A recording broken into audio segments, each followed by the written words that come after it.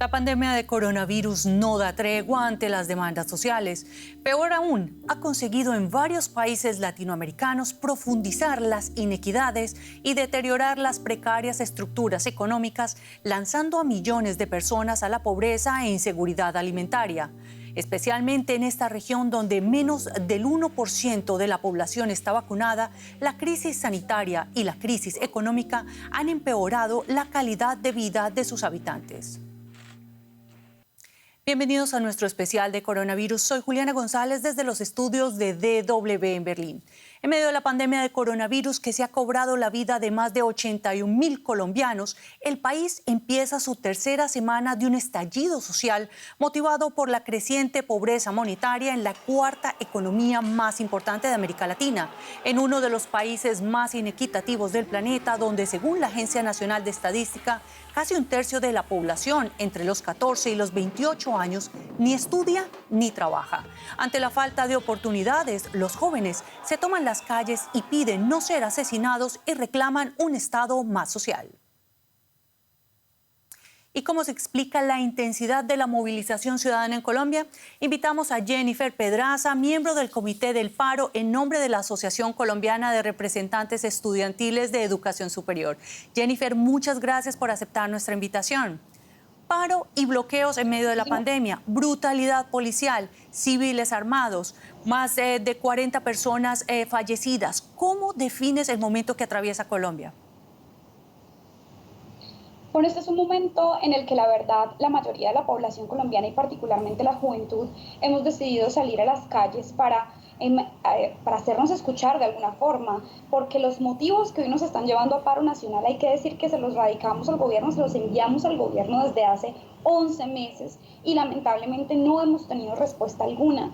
Se presenta una reforma tributaria que solamente profundiza aún más esos niveles de pobreza, que solamente restringe el consumo cuando tenemos 21 millones de colombianos que ganan por debajo de un tercio del salario mínimo, y esto hace que sin duda alguna haya un estallido social de movilizaciones que mayoritariamente han sido pacíficas y que lamentablemente no han recibido del gobierno nacional una respuesta concreta a los motivos y a las exigencias que hoy estamos solicitando, sino por el contrario, un exceso de represión nunca antes visto, por lo menos por parte de mi generación, en las calles.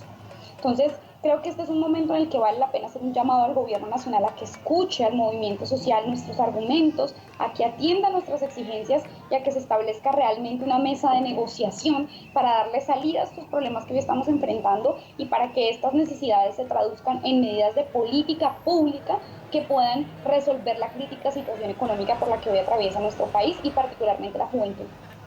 Jennifer, precisamente mencionadas, el presidente Duque anuncia una operación inmediata para levantar los bloqueos en las vías y asegura que hay un interés criminal de sabotear la economía. ¿Qué tan graves son estos bloqueos y afectan realmente la distribución de insumos médicos, de oxígeno y alimentos y pues afectan la economía en estos tiempos de pandemia? La verdad es que este ha sido el marco conceptual que ha utilizado el gobierno para no referirse a los motivos por los cuales la gente hoy está protestando. Pero hay que decir que desde el Comité Nacional de Paro y la mayoría de bloqueos han establecido corredores humanitarios para permitir que precisamente estas mercancías, estos bienes de consumo básico, pues efectivamente lleguen a las regiones.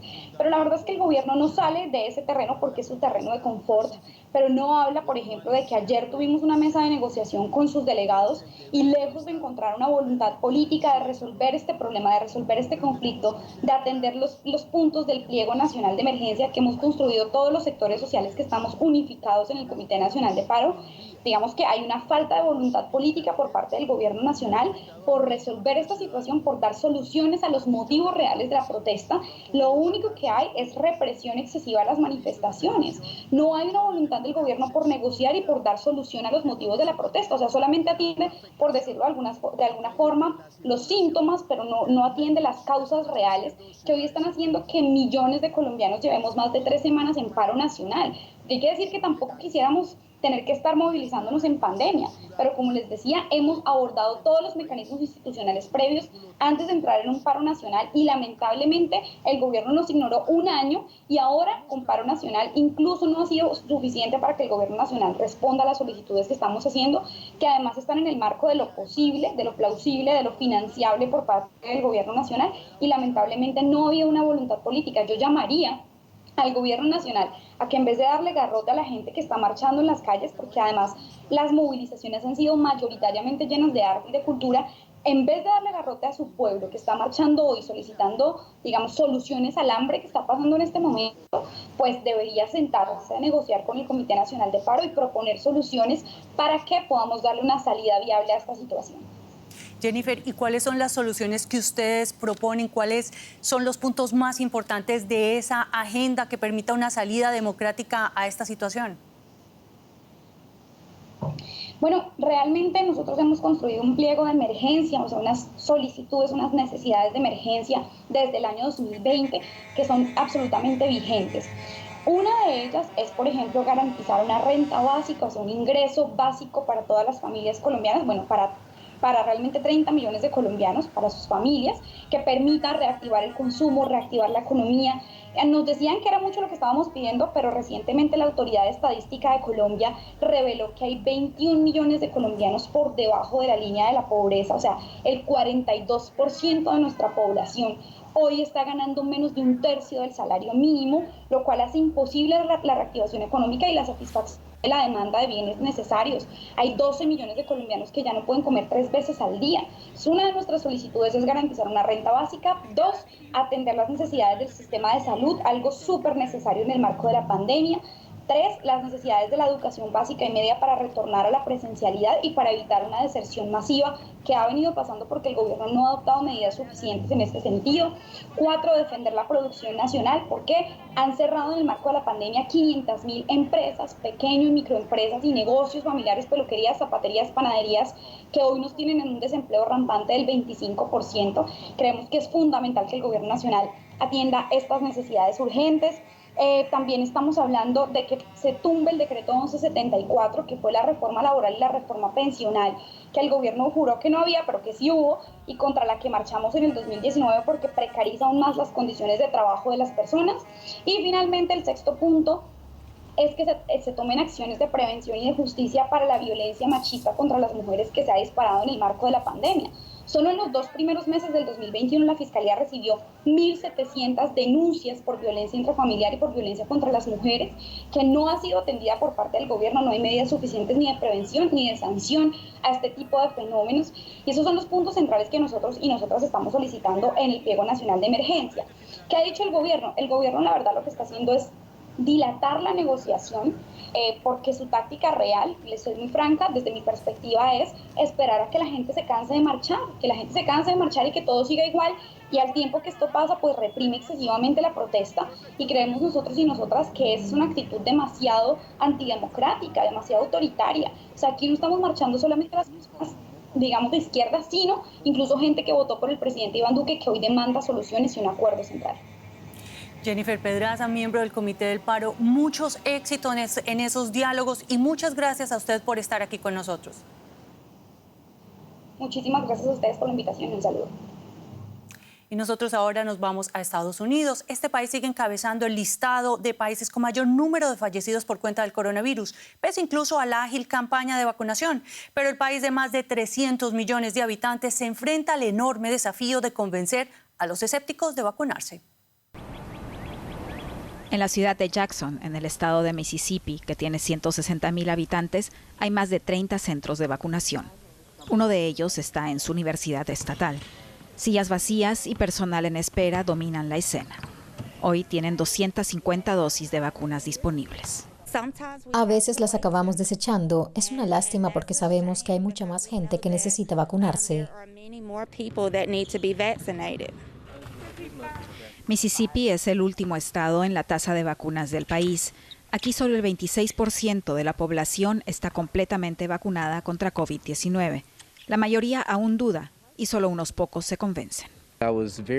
Dudaba mucho, pero después de pensarlo bien, de rezar y de considerarlo, sentí que era lo más responsable. Por la seguridad de mi familia y quienes me rodean, atiendo a muchos pacientes todos los días. En el centro médico de Jackson Heights, la doctora Chapman y su equipo ofrecen vacunas diarias, gratis y sin cita previa. Pero también acá la afluencia de gente deja mucho que desear. En el sur, muchos conservadores blancos no se la están poniendo y muchos jóvenes de minorías tampoco, así que intentamos que estén mejor informados. Incluso entre el personal sanitario muchos dudan, como Bárbara Patrick, quien recién se animó. ¿Quiere Moderna, Pfizer o Johnson & Johnson? Como trabajadora en este centro de salud, le ofrecieron la vacuna ya en enero, pero la rechazó. No es que fuera antivacuna, pero dudaba porque primero quería ver el resultado en otros. Con cada vacuna, el riesgo de retornar al contagio masivo de COVID-19 cae, pero esto no es suficiente. Dada la poca afluencia de personas a los centros de vacunación, la ciudad de Jackson ha decidido transportar las vacunas a sus comunidades. Los enfermeros viajan en una clínica móvil de 4 a 5 veces por semana a las zonas rurales. La meta es facilitarle la vacunación a la mayor cantidad de personas posible. Hoy llegan a una iglesia. En las últimas 2 horas, solo 2 miembros de la comunidad han venido a vacunarse. Trabajo de noche, así que es mucho mejor si vienen ellos aquí. Así puedo vacunarme. Esta vez hay 100 dosis de vacunas disponibles, un producto altamente apreciado en todo el mundo y que muchos acá rechazan. Aún hay gente que duda, pero hay quienes tienen dificultades para llegar hasta acá. No pedimos cita previa, así es más fácil. Pero el rechazo no es únicamente por razones logísticas, también hay un importante aspecto histórico. Tal vez quieren utilizar a las personas de color para experimentar con la vacuna. Es una de las cosas que llegué a pensar al principio. Pero los hechos y las estadísticas la convencieron que esta sería la única manera de retornar a la normalidad, también para su iglesia. Y hasta aquí nuestro especial. Gracias por su confianza y quédense con nosotros en DW.